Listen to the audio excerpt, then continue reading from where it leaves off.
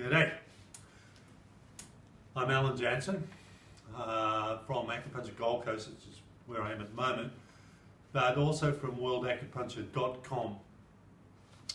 This year I'll be presenting just 2 international workshops. One will be in New Zealand in Auckland in middle of February, and the other one will be in Lisbon in Portugal at the very beginning of June this year. I thought I could do a video on sinus, I could do a video on this, I could do a video on that.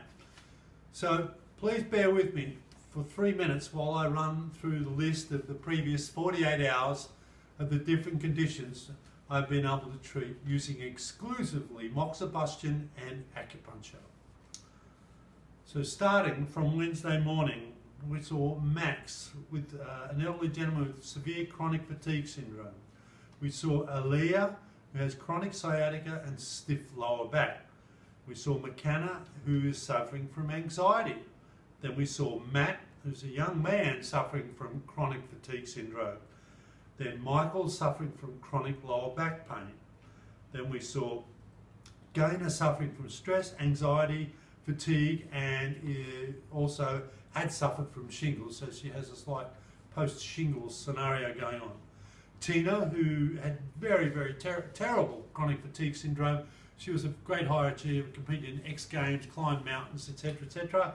She's now back at work full-time for the first time in about 3 years. Been treating her now for about 11 months, and she's gradually improved from not being able to get out of bed. So Gail, who suffering from a tummy problem. She had an acute virus. Jason, suffering from severe lower back pain and fatigue. Rodney with neck pain. Andrea with stress, anxiety and chronic fatigue.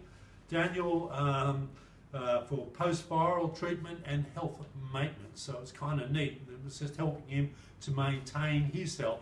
He also suffered from terrible chronic fatigue syndrome for a number of years. Hugh, who suffered from insomnia, had problems getting to and staying asleep. Riz, who suffered from acute knee pain.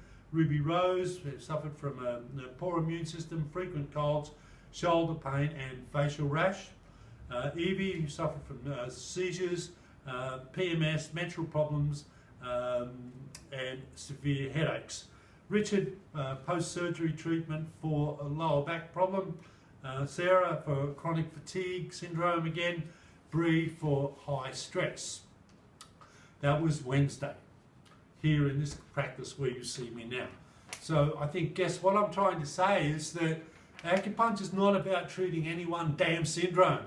It's about being able to treat a whole contrast, the whole ball game, and being able to use a core body of knowledge that's like 2,000 or 3,000 years old as our core, as our way of moving through the different syndromes, and we're integrating the diagnosis, the treatment and the prognosis.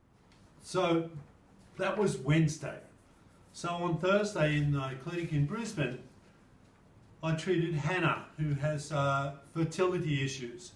Lauren, who's suffering from anxiety and has a regular ongoing treatment. She lost a mother recently. Her grandmother's very ill, so she enjoys coming in for treatment, being able to relax. I saw Erin with chronic fatigue syndrome. Greg with musculoskeletal problems and a severe right-hand side scapular issue. He's an ultra-marathon runner. I saw Rachel for post-viral support. She had shingles as well, so we're just building her up now. She's responding very, very well to treatment. Edward, who is an elderly gentleman who's completely lost taste. Nicole, who was looking to prepare to have a child. She came out, I think it was, she's 36 weeks, so she's come in a little bit early and we'll help prepare her for the easiest possible birth. Then with Leroy, who's suffers from chronic fatigue syndrome. It's his 15th anniversary of coming to see me for treatment. He now comes in every 6 weeks, has 1 tune-up treatment. When he came to see me, he had chronic fatigue syndrome for 18 years. Lydia, suffering from sinusitis, anxiety and insomnia. Vicky, who suffered from severe lower back pain. Sally had post-surgical frozen shoulder. Fiona, crazy condition, Ross River fever, very, very severe.